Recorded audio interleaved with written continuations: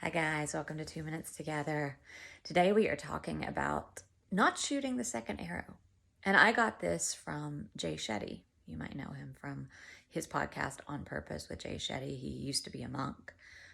It's a great podcast. If you haven't listened to it, I really recommend it. But he talks about when something happens to you from the world, from the exterior, somebody insults you, something trips you up, somebody is mean or upset, or maybe you got fired or you got laid off, or any number of things.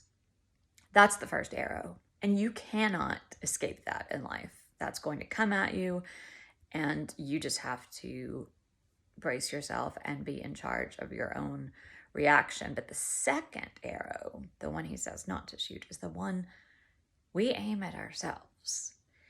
And that happens so frequently. I know it does to me. I blame myself. Oh, why did I do that? Oh, they didn't understand. Oh, I'm so stupid. I'm so dumb. I'm always messing up.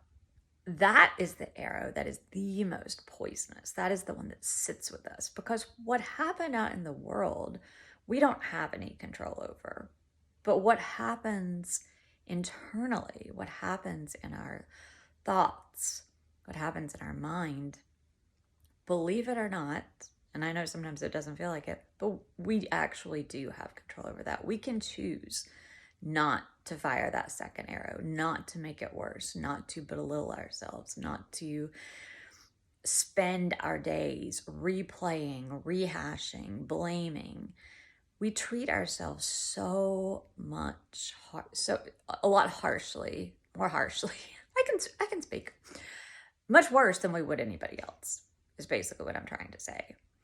So when someone fires that first arrow, I suggest pausing. You're going to feel things because you're human, and that's okay. But give them or that situation grace, and then give yourself grace and move on. Don't fire the second arrow. Try it this week. See what happens. Hi, Jazzy. Talk to you guys soon. Bye. You want to say bye, Jazz? You want to say bye?